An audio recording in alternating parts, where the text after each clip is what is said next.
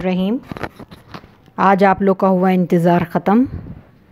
आज हम अपना मॉडल पेपर लेकर आए मैट्रिक क्लास का, मैथमेटिक्स का, और इंशाल्लाह इसमें हमने सारे इम्पोर्टेंट क्वेश्चन रखे हैं और बेहद अच्छा पेपर ये बना है।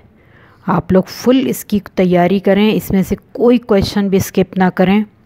इंशाल्लाह ये पेपर आपका 100% लगेगा मैथमेटिक्स का।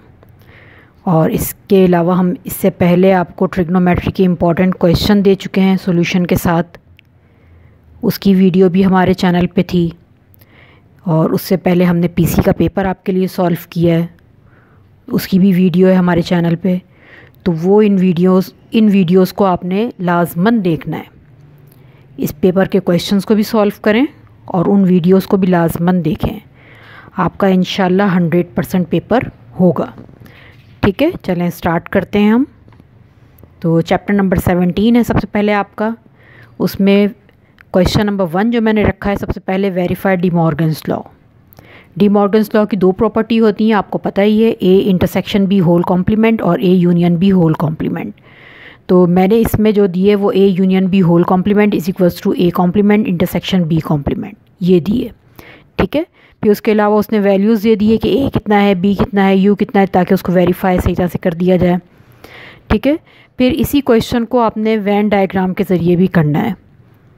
फिर इसके बाद और करके proof that A union B minus A intersection B is equals to A symmetric B. ठीक है, फिर और करके find the value of I X and Y if bracket x minus 5, 10 is equals to 11, y minus 7। पता ही आपको order pair का है ये क्वेश्चन। ऑर्डर पेयर में पहली वैल्यू किसकी होती है, x की, दूसरी वैल्यू y की होती है। पहली वैल्यू x, दूसरी वैल्यू y। जब भी वो वैल्यू फाइंड करने के लिए कहेगा, आप क्या करेंगे, फर्स्ट को फर्स्ट के साथ इक्वेट करवाएंगे, सेकंड को सेकंड के साथ इक्वेट करवाएंगे। ठीक है, फिर और करके आपको दूसरा क्वेश्चन दिया है, for 2 set a and b if o of a is equals to 3 and O of B is equals to 4. Then find number of all binary relation in A cross B. ठीक है, तो ये आपको question दिए हैं। फिर इसके अलावा if relation R is equals to x, y such that y is equals to 2x plus 5 is in Z, then find range if domain is, domain आपको मिला हुआ है, रेंज फाइंड करना है। दूसरे में डोमेन आपको फाइंड करना है, रेंज मिला हुआ है। ठीक है, डोमेन आपको पता है x की वैल्यू होती है, रेंज आपको पता है y की वैल्यू होती है। फिर if p is equals to A B C, q is equals to X Y Z and r is equals to p q r s t, find a function f from p into q, find a function g from r onto p। Diagram बनाएंगे इसकी। ठीक है, छोटी C diagram बनेगी, 2 बना देंगे ऐसे करके। ठीक है, उसमें रिलेशन बता दिएगा क्या क्या है, फंक्शन बना दिएगा। फिर चैप्टर नंबर 18 पे आ जाए। चैप्टर नंबर 18 का क्वेश्चन है, what number must be added to each term of the ratio 5:27 to make it equal to 1:3। ठीक है, इसी का दूसरा मैंने डाला है, if a ratio b is equals to 5:8 find the value of 3a plus 4b ratio 5a plus 7b, और find the value of x in the following. अब इसमें इनकी वैल्यूज़ फाइंड करनी है। ठीक है, x की वैल्यू फाइंड करेंगे, ये मैंने दे दिए हैं इसके। फिर और करके इफ़ y वेरीज़, देखिए ये बहुत इंपॉर्टेंट क्वेश्चन है। इसमें बहुत जो है गलतियां करते हैं बच्चे करते हुए। अब क्योंकि इसमें जो है फाइंड करने के लिए आपको क्या दिया है कि find y in term of x। देखिए सबसे पहले क्या है, डायरेक्टली प्रोपोर्शन। डायरेक्टली प्रोपोर्शन का मतलब क्या है कि y के साथ जो है डायरेक्टली प्रोपोर्शन यानी मल्टीप्लाई कर रही है क्या चीज़, x एंड y, और y आपको कितना दिया हुआ है 10। x मल्टीप्लाई कर रहा है किसके साथ, y के साथ। कांस्टेंट वैल्यू एक कांस्टेंट होता है, उसके साथ मल्टीप्लाई करेगा x, और अगर इन्वर्सली आएगा तो वो डिवाइड करेगा। यही दोनों में डिफरेंस होता है। सबसे पहले तो आपको ये चीज़ पता होनी चाहिए ताकि सही बनाए अपनी इक्वेशन। फिर उसमें y की वैल्यू डाल देंगे, x की वैल्यू डाल देंगे, तो वहाँ पे k की वैल्यू निकल आएगी। ठीक है, जब k की वैल्यू आ जाएगी तो वो आपकी इक्वेशन नंबर 1 बन जाएगी। फिर फाइंड करेंगे आप y in term of x। ठीक है, y फाइंड करना है इन टर्म ऑफ x में। दूसरा है y when x is equals to 6, तीसरा है x when y is equals to 15। और if v directly proportion t and v is equals to 15 when t is equals to 24, find the equation connecting v and t। फिर v when t is equals to 30, third है इसमें t when v is equals to 10। अब देखें the equation connecting, यानी आप जो equation बनाएंगे directly proportion यानी कांस्टेंट वैल्यू जब हटा के कांस्टेंट वैल्यू की वैल्यू निकाल लेंगे और कांस्टेंट वैल्यू की आ जाएगी तो वो इक्वेशन नंबर 1 बन जाएगी। फिर वो इक्वेशन जो है उसमें v और t के साथ होगी वो इक्वेशन, वो आपका पहला ही आंसर होगा। The equation connecting v and t, v और t का मतलब क्या है कि वो ऐसी इक्वेशन आपको आंसर बताना है जिसमें v और t के साथ हो, k की वैल्यू आप डाल देंगे उसके अंदर, तो ये आपका पहला हो जाएगा आंसर। फिर दूसरे आंसर में आपने v निकालना है जिसमें t की वैल्यू डाल देंगे आप, यानी उस इक्वेशन के अंदर k की वैल्यू भी डलेगी, t की वैल्यू भी डलेगी, v की वैल्यू नहीं डलेगी। फिर थर्ड में आपके पास t के साथ आंसर आएगा, उसमें k की वैल्यू आप डालिएगा और v की वैल्यू डालिएगा, तो थर्ड आंसर आ जाएगा। फिर और करके if f varies directly as m cube when m is equals to 3 and f is equals to 81, find f when m is equals to 5। ठीक है, डायरेक्टली प्रोपोर्शन है किसके, m क्यूब के, जिसमें आप डायरेक्टली प्रोपोर्शन यानी k कांस्टेंट एक रखेंगे, k कांस्टेंट को फिर जो है इक्वल करेंगे किसके साथ, f के साथ, f is equals to k m cube, फिर m की वैल्यू डाल देंगे उसके अंदर, f की वैल्यू डाल देंगे, वहाँ पे k की वैल्यू आ जाएगी। फिर उसने फाइंड करने के लिए आपको क्या दिया है कि find f when m is equals to 5, यानी सिर्फ उसके अंदर इक्वेशन के अंदर आप k की वैल्यू डालेंगे और m की वैल्यू डालेंगे, f के साथ वो आंसर आएगा। फिर find third proportion if first, second and fourth are 6, 18 and 54। अब देखें इसमें थर्ड निकालना है, थर्ड यानी क्या है, फर्स्ट 6 है, सेकंड 18 है, थर्ड पे आपके पास क्या आ जाएगा, x आ जाएगा। जिस चीज़ को आपने, जिस प्रोपोर्शन को आपने फाइंड करना है उसके ऊपर आपने x रख देना है, यानी थर्ड के ऊपर क्या आ जाएगा, x आ जाएगा। फिर फोर्थ आपको प्रोपोर्शन मिला हुआ है 54। ठीक है, तो find third proportion if first, second and fourth are 6, 18 and 54। फिर और करके find the mean proportion to 18, 8 and 18। ठीक है, इसका मीन प्रोपोर्शन निकालना है, तो उसमें x रेशो x रख देंगे, तो x की वैल्यू निकाल लेंगे, आखिर में जाके x मीन को मल्टीप्लाई करेंगे, यानी x को x के साथ मल्टीप्लाई करेंगे तो x स्क्वायर हो जाएगा, 8 को 18 के साथ करेंगे, फिर दोनों को मल्टीप्लाई करने के ऊपर is equals to x square कर देंगे, तो x स्क्वायर को ख़त्म करने के लिए रूट लगाएंगे, रूट लगा के और ये आंसर आपके पास आ जाएगा इधर। फिर find the value of x in given continue proportion. ठीक है, 45, x, 5। तो अब यहाँ पे आपने क्या करना है, फाइंड करना है वैल्यू ऑफ x निकालेंगे। अच्छा, फिर उसके बाद क्या है, solve the equation by componendo dividendo method. Important है, बहुत ज़्यादा इम्पॉर्टेंट है ये, तो ये आप लाजमन करें क्वेश्चन।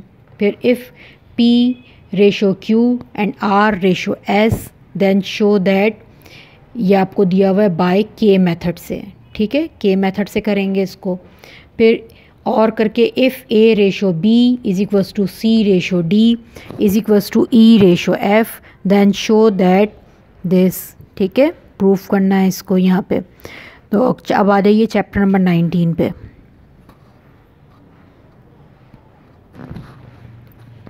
जी, चैप्टर नंबर 19 का है question, if a is equals to 2x2 matrix and b is equals to again 2x2 matrix. 2x2 matrix पता है ना, 2 rows and 2 columns. Rows horizontals होते हैं, कॉलम्स वर्टिकल्स होते हैं। And c is equals to again 2x2 matrix. Find 2a minus के 3b plus के 4c। Okay, और if a is equals to 2x2 matrix, b is equals to 2/3, 2 rows and 3 columns, and c is equals to 2/3, 2 rows 3 column. Then verify a bracket b plus c is equals to ab plus ac. Or for what value of x the matrix 2/2 is singular. Singular पता है ना क्या होता है? Singular mean यानी जो भी आपका डिटर्मिनेट है वो किसके इक्वल है? ज़ीरो के इक्वल है।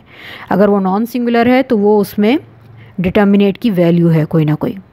जब भी डिटर्मिनेट 2/2 का आएगा तो उसको आपको कैसे सॉल्व करना है? A D minus B C, A B C D, A को डी के साथ करना है, माइनस साइन आएगी बीच में, और फिर बी को सी के साथ करेंगे, यानी फॉर्मूला आप लगा देंगे A D minus B C. ठीक है, इस चीज़ को आपने याद रखना है। जब भी आपके पास 2/2 का मैट्रिक्स सॉल्व करने के लिए आता है, आप 2/2 के मैट्रिक्स को कैसे सॉल्व करेंगे? A D minus B C. और क्योंकि उसने कहा है कि जो गिवन मैट्रिक्स है वो क्या है? सिंगुलर है। सिंगुलर मीन यानी इक्वल टू ज़ीरो है, तो ज़ीरो के इक्वल उसको करके और ए की वैल्यू पुटअप करें, डी की वैल्यू पुटअप करें, फिर माइनस साइन बीच में लगाइए, फिर बी की करें, सी की करें, सबको सिंप्लीफाई करें और आंसर आ जाएगा आपके पास। किसका आंसर आ जाएगा? एक्स का आंसर आ जाएगा। नेक्स्ट है find the solution bye Cramer's rule और मैट्रिक्स इन्वर्जन मेथड। ठीक है, अब देखें आपके पास इक्वेशंस की फॉर्म में होता है, चाहे उसका क्रैमर आ जाए चाहे उसका मैट्रिक्स इन्वर्जन मेथड आ जाए, तो ये दोनों में से कोई भी एक आ सकता है या फिर दोनों आ सकते हैं। शॉर्ट में अगर एक आ जाएगा और एक लॉन्ग में आ जाएगा मैट्रिक्स इन्वर्जन मेथड, तो इम्पॉर्टेंट है ये चीज़।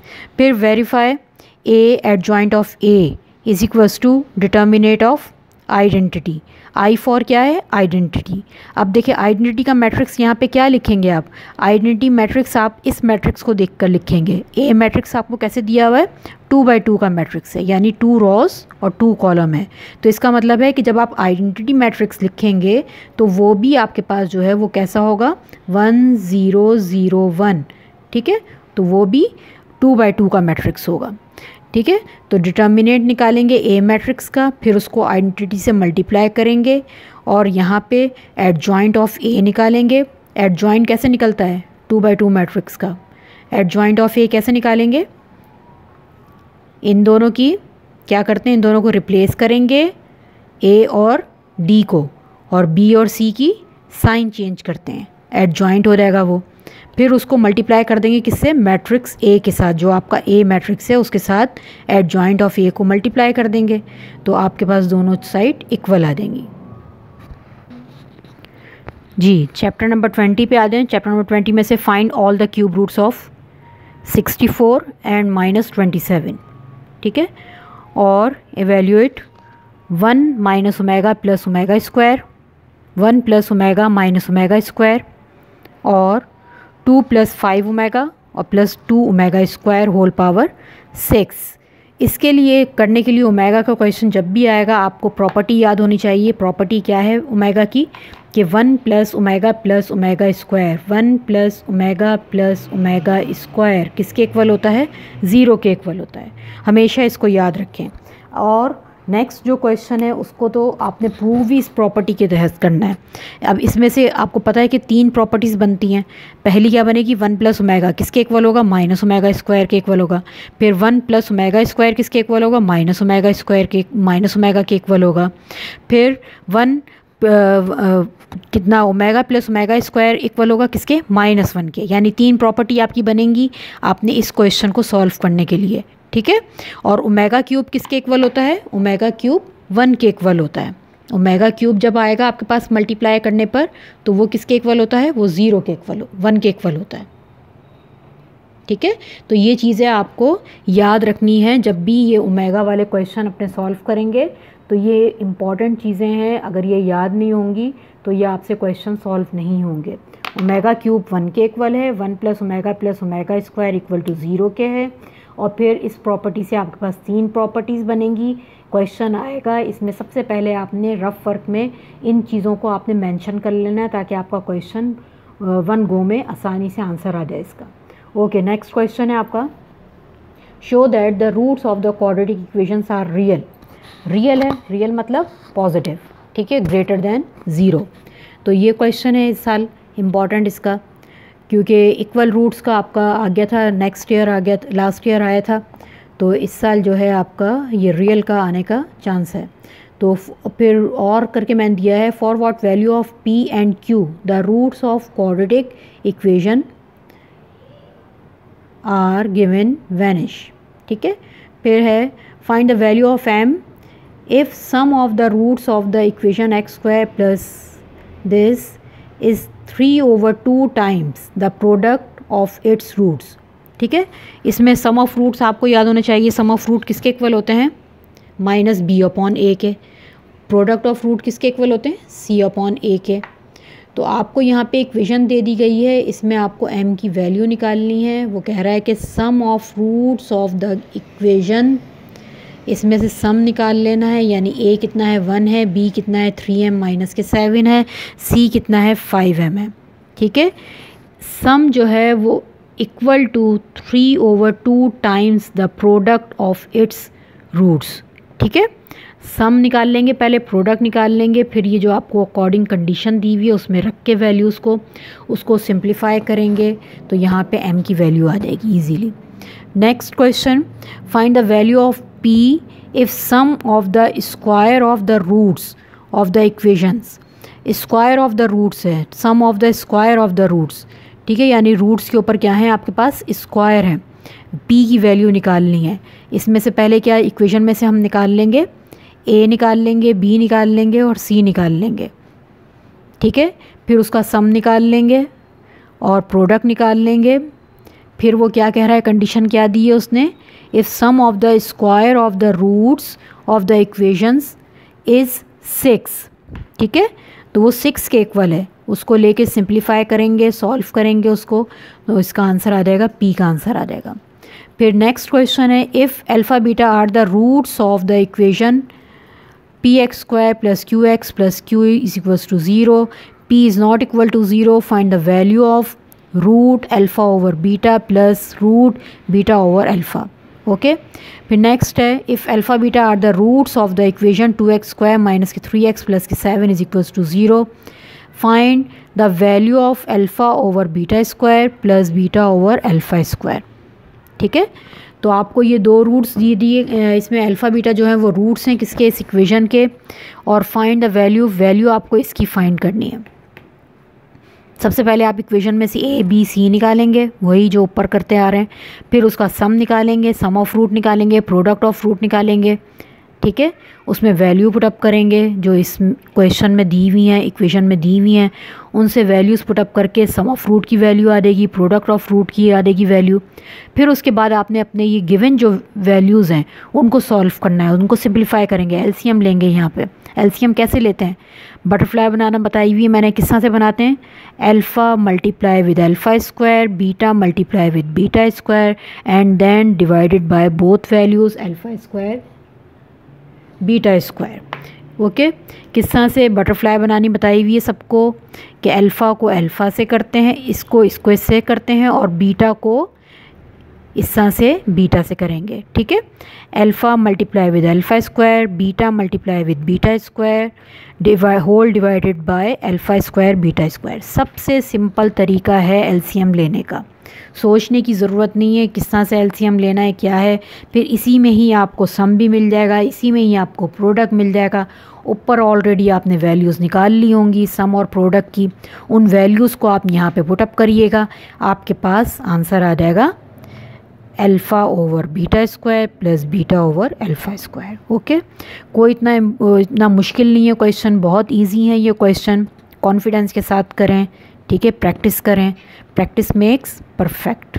ओके, नेक्स्ट क्वेश्चन है, if alpha beta are the roots of equation. Given equation है आपके पास, इसमें से क्या निकालेंगे?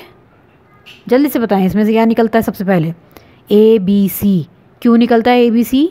क्योंकि हमें सम भी निकालना होता है और प्रोडक्ट भी निकालना होता है। सम किसके इक्वल होता है? -b/a। प्रोडक्ट किसके इक्वल होता है? c/a। a कितना है? 6 है, b कितना है? -3 है, c कितना है? 1। ठीक है, तो इन वैल्यूज़ को आपने sum of root, product of root उसमें डालेंगे, फिर form the equation whose roots are. अब आपको इक्वेशन की फॉर्म देनी है इसके अंदर, जिसमें अल्फ़ा की वैल्यू आपको अल्फ़ा प्लस बीटा मिली है और बीटा की वैल्यू 1/अल्फ़ा प्लस 1/बीटा मिली हुई है। ठीक है, तो इनको आपने सॉल्व करना है। ठीक है, पहले इन दोनों से सम निकाल लेंगे, फिर इन दोनों से प्रोडक्ट निकाल लेंगे और फिर इनको फर्दर सिंप्लीफाई करके सम और प्रोडक्ट आप ऑलरेडी निकाल चुके हैं इस इक्वेशन के ज़रिए।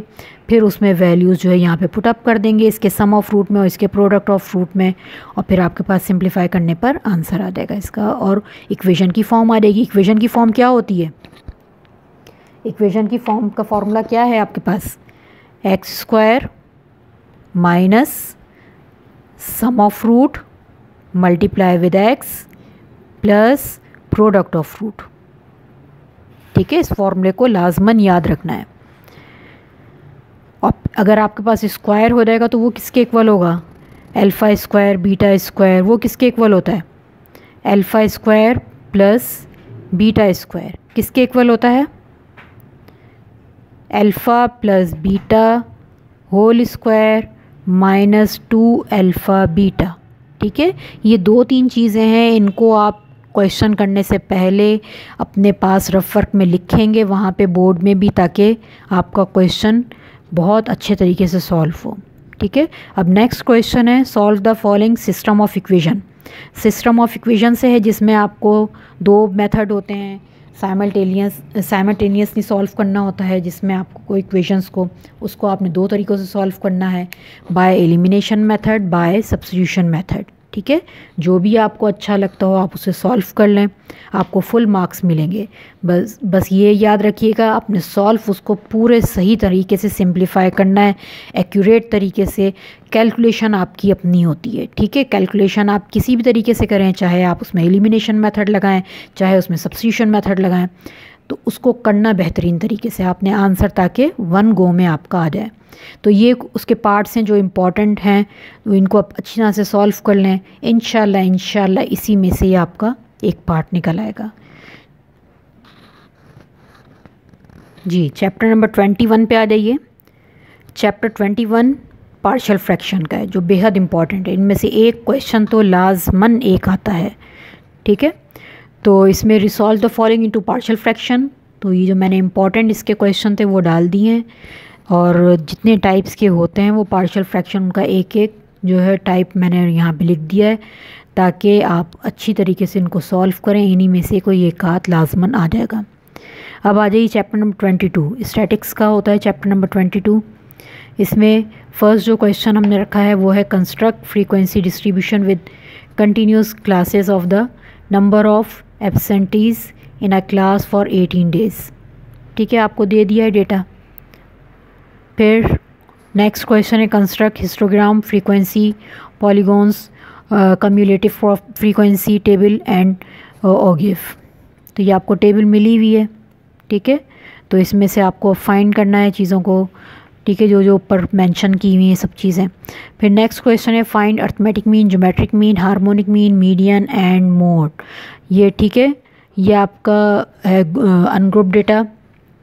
तो इसमें जो है आपको मिली हुई है वैल्यूज़ मिली हुई है, इसमें से ये चीज़ें निकाल ली हैं, arithmetic mean, geometric mean, harmonic mean, median and mode.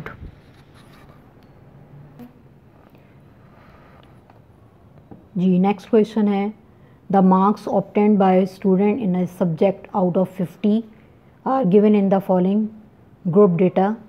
Find arithmetic mean, geometric mean using direct and logarithmic method, harmonic mean, median and mod.